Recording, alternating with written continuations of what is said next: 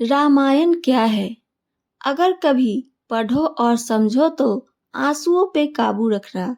आइए सुनते हैं रामायण का एक छोटा सा वृतांत।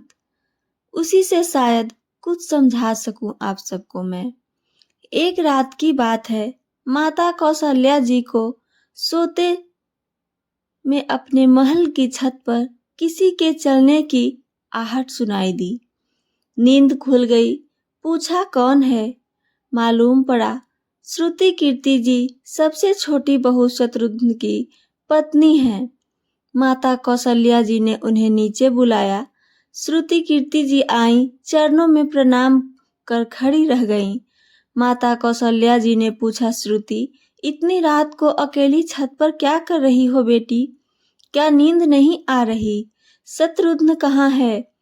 श्रुति कीर्ति की आंखें भर आई, माँ की छाती से चिपटी, गोद में सिमट गई। बोली, माँ उन्हें तो देखे हुए 13 वर्ष हो गए।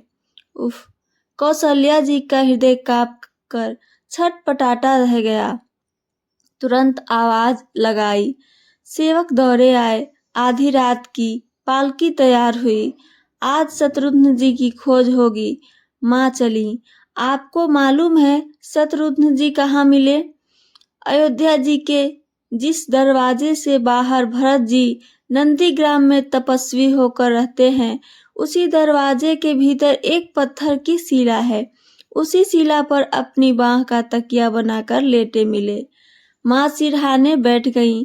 बालों में हाथ फिराया तो शत्रुघ्न जी ने आंखें खोली। माँ उठे, चरणों में गिरे। माँ आपने क्यों कष्ट किया? मुझे बुलवा लिया होता। माँ ने कहा, शत्रुघ्न यहाँ क्यों? शत्रुघ्न जी की रुलाई फूट पड़ी। बोले, माँ भैया राम जी पिताजी की आज्ञा से वन चले गए। भैया लक्ष्मण जी उनके पीछे चले गए। भैया भरत जी नंदीग्राम में है। क्या ये महल, ये रथ, ये राजसी वस्त्र विधाता ने मेरे लिए ही बनाए हैं? माता कौशल्या जी निरुत्तर रह गईं। देखो क्या है ये राम कथा। यह भोग की नहीं, त्याग की कथा है। यहाँ त्याग की ही प्रतियोगिता चल रही है और सभी प्रथम है, कोई पीछे नहीं रहा। चारों भाइयों का प्रेम और त्याग एक दूसरे के प्रति अद्भुत, अभिनव और अलौकिक है।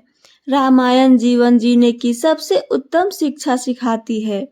भगवान राम को 14 वर्ष का वनवास हुआ तो उनकी पत्नी सीता माता ने भी सहर्ष वनवास स्वीकार कर लिया।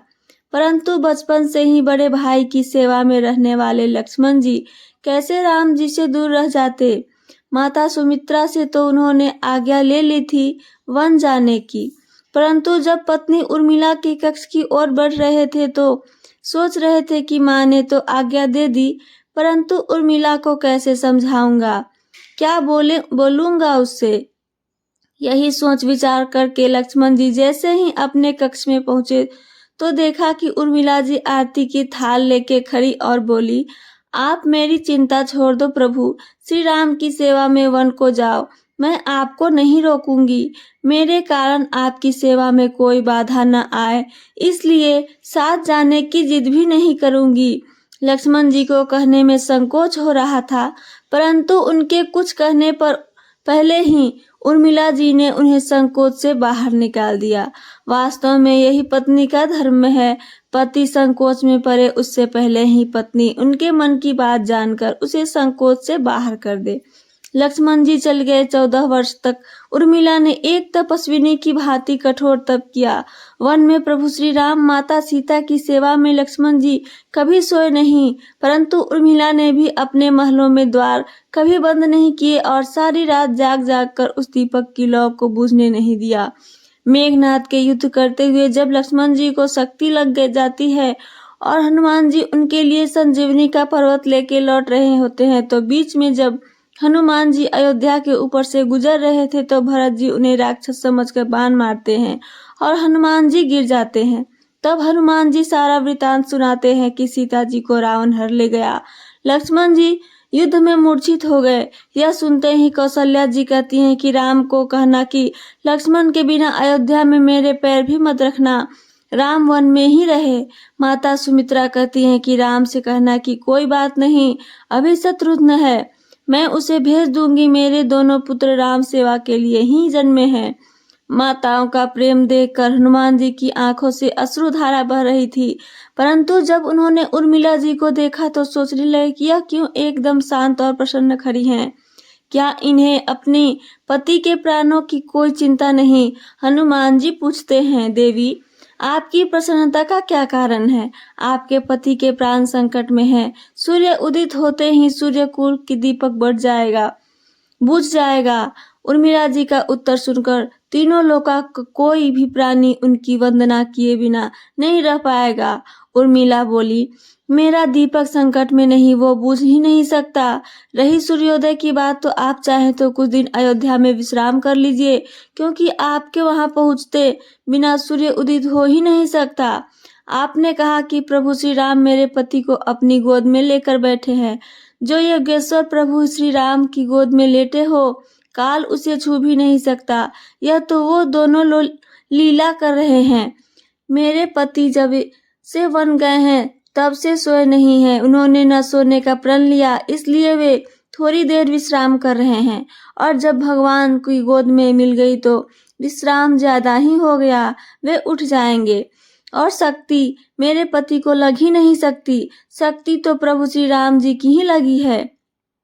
मेरे पति की हर श्वास में राम है, हर धड़कन में राम है, उनके रोम रोम में राम है, उनके खून की बूंद बूंद में राम है। और जब उनके शरीर और आत्मा ही सिर्फ राम है, तो शक्ति राम की हो ही नहीं सकती, लग ही नहीं सकती।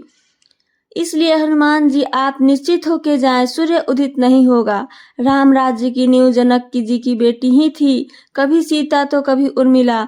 भगवान राम ने तो केवल राम राज्य का कलश स्थापित किया, परंतु वास्तव में राम राज्य इन सबके प्रेम, त्याग, समर्पण और बलिदान से ही आया। जिस मनुष्य में प्रेम, त्याग, समर्पण की भावना हो, उस मनुष्य में ही राम बसते हैं। कभी समय मिले तो अपने वेद, पुराण, गीता, रामायण को पढ़ने और समझने का प्रयास कीजिएगा। जीवन को एक अलग नजरिया से देखने और जीने का सौर कीजिएगा। लक्ष्मण सा भाई हो, कौशल्या सी माई हो, स्वामी तुम जैसा मेरा रघुराई हो। नगरी हो अयोध्या सी, रघुकुल का घराना हो, चरण हो राघव का जहाँ मेरा ठिकाना हो त्याग भरत सा जैसा, सीता सी नारी हो, लव कुश के जैसी संतान हमारी हो। श्रद्धा हो श्रवण जैसी, सबरी सी भक्ति हो, हनुमत की जैसी निष्ठा और शक्ति हो। ये है रामायण, पुण्य कथा श्री राम की। जय श्री राम। तो ये थी मेरी आज की कहानी। मेरी कहानी आप सबको पसंद आई हो तो चैनल को सब्सक्राइब और वीडियो को लाइक करना ना भूलें।